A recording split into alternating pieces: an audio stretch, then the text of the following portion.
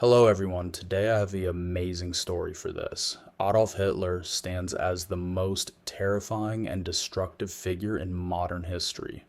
A man whose life, actions, and twisted beliefs resulted in a global catastrophe that claimed tens of millions of human lives.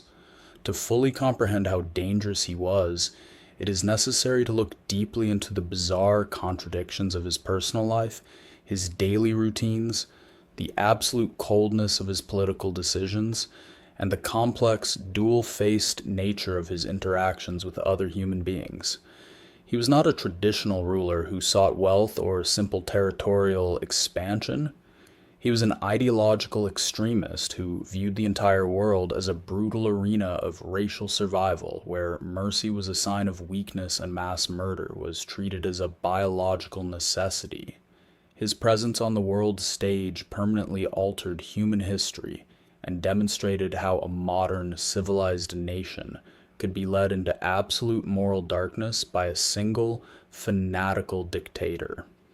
The daily life and personal routines of Adolf Hitler were highly unconventional, resembling the chaotic lifestyle of an undisciplined artist rather than the structured schedule expected of a head of state or a supreme military commander. He was a severe insomniac and a committed night owl, a pattern that dominated his entire adult life and became even more pronounced during the height of the Second World War. Hitler rarely went to bed before 3 or 4 o'clock in the morning, and it was during these silent, late night hours that he felt most comfortable exercising his power. Surrounded by a captive audience of close advisors, secretaries, and military lackeys, he would host elaborate midnight tea sessions that lasted until dawn.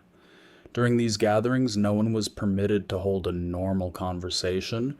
Instead, Hitler would launch into endless, exhausting monologues, lecturing his tired guests on everything from the prehistoric origins of Germanic tribes and his personal architectural designs for post-war cities to his deep-seated hatred of minorities and his theories on agriculture.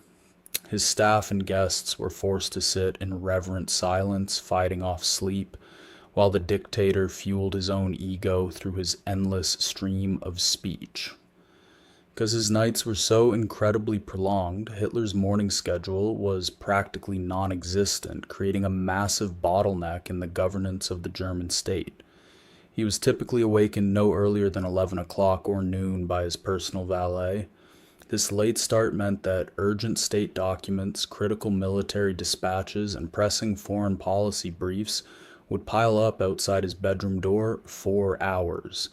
Ministers and generals would wait anxiously in hallways, unable to take decisive action because the Führer was still asleep and no one dared to disturb him. Upon waking, his routine was slow and methodical. He took immense pride in his personal appearance, ensuring his trademark mustache was perfectly trimmed and his hair precisely parted before anyone saw him. His breakfast was always light and heavily focused on carbohydrates and sugar, usually consisting of herbal tea, oatmeal gruel cooked with linseed oil, or a few slices of dry bread with butter and honey. He possessed a notorious sweet tooth, frequently adding multiple spoonfuls of sugar to his beverages and consuming large quantities of pastries throughout the day, which historians believe was an attempt to get quick energy due to his chronic lack of proper sleep. Following his late breakfast, Hitler would engage in a brief, highly controlled walk within the grounds of his residence, whether at the massive Reich Chancellery in Berlin or his mountain retreat, the Berghof in the Bavarian Alps. These walks were never intended for real physical exercise, which Hitler despised, but were used as opportunities for quiet reflection or private one-on-one consultations with his closest henchmen. The afternoon was dedicated to official business, which he conducted with a strong dislike for paperwork, statistics, or lengthy written reports. He preferred oral briefings, demanding that his ministers summarize incredibly complex economic or military issues into short, dramatic presentations. If an official presented data that contradicted Hitler's preconceived ideas or ideological beliefs, the dictator would frequently fly into a rage, accusing the presenter of incompetence or claiming the statistics were manipulated by hidden enemies. One of the most unusual aspects of Hitler's personal lifestyle was his strict commitment to a vegetarian diet during the later years of his life. By the mid 1930s, he had completely eliminated meat, poultry, and fish from his meals. While he often used emotional arguments about animal welfare to berate his meat-eating guests at the dinner table, his vegetarianism was primarily driven by intense health anxieties. Hitler suffered from severe, painful gastrointestinal issues, including chronic stomach cramps, bloating, and debilitating digestion problems, which were made worse by the immense stress of his position. He became utterly convinced that meat was toxic to the human body and caused his ailments, so he shifted to a diet consisting almost entirely of vegetable soups, baked potatoes, noodles, and large bowls of salad. Because of his deep paranoia, he was terrified of being poisoned, requiring a dedicated team of young German women to taste every single dish an hour before it was served to him, a job that filled these women with daily terror. In addition to his vegetarianism, Hitler maintained an absolute militant abstinence from alcohol and tobacco. He was a complete teetotaler, viewing alcohol as a societal poison that degraded the physical and moral strength of the nation. While he would occasionally take a small sip of wine during official state dinners to avoid offending foreign rulers, his private consumption was zero. His hatred for smoking was even more severe. He had smoked heavily in his youth, but quit to save money, later viewing tobacco as a massive health hazard. He strictly forbade anyone from smoking in his presence, and his advisors had to sneak into the gardens or leave the building entirely just to light a cigarette. He frequently complained that immense amounts of money were wasted on tobacco and took pride in implementing some of the world's first public anti-smoking campaigns, restricting smoking in public transport and government buildings. As the war turned against Germany, Hitler's daily routine dissolved into a nightmarish underground existence.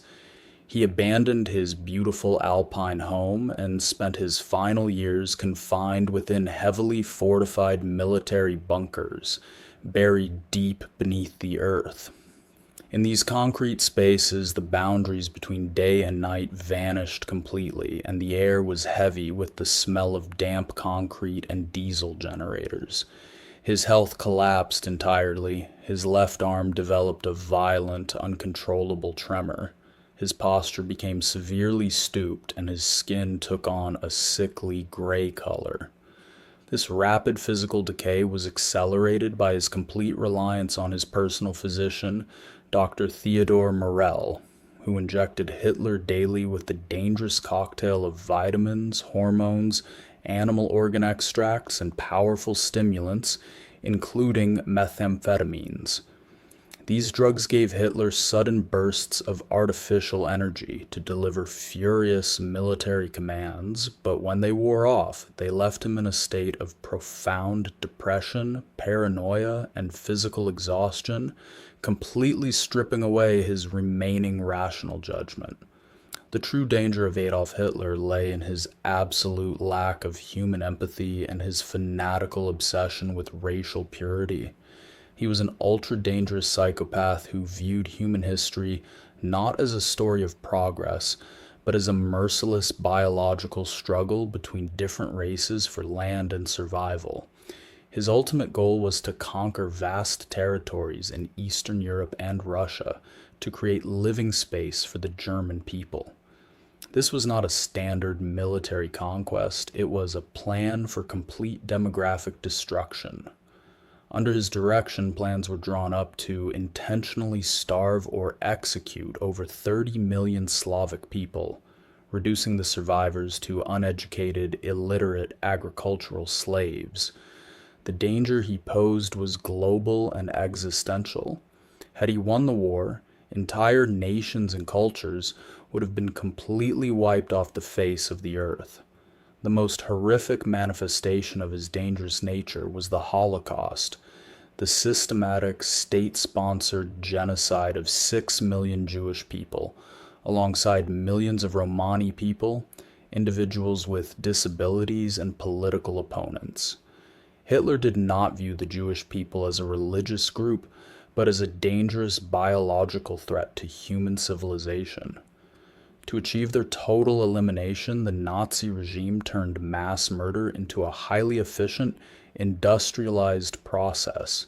Millions of men, women, and children were rounded up from across occupied Europe, packed into overcrowded cattle trains, and shipped to purpose-built extermination camps in Poland.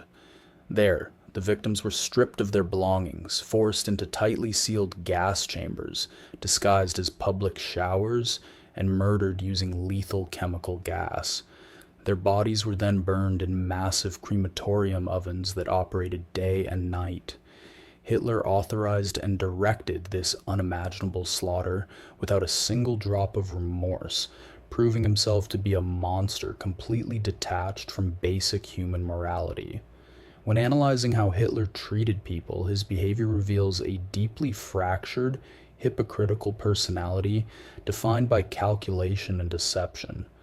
To those he considered racially inferior, such as the Jews or disabled citizens, his behavior was marked by absolute cold-blooded cruelty. He did not view them as human beings, and he felt no more guilt ordering their destruction than a doctor would feel removing a virus. Yet, in incredible contrast, his behavior toward his personal domestic staff, his secretaries, maids, cooks, and valets, was surprisingly gentle, polite, and paternalistic. Those who worked closely within his households reported that he was soft-spoken, highly protective of his employees, and remarkably considerate. He would regularly ask about their health, ensure they received proper time off, and give them thoughtful gifts on their birthdays. And this private gentleness was a psychological tool that allowed him to view himself as a good man, completely separating his domestic politeness from the global mass murder he was orchestrating outside. He also used children and his German shepherd dog Blondie for public relations, staging warm photographs to trick the public into believing he was a kind, loving leader, hiding the true terrifying monster underneath. His life and reign finally ended in April 1945 when, facing total military defeat and terrified of being captured alive by his enemies, he committed suicide in his underground bunker, leaving behind a world destroyed by his hatred.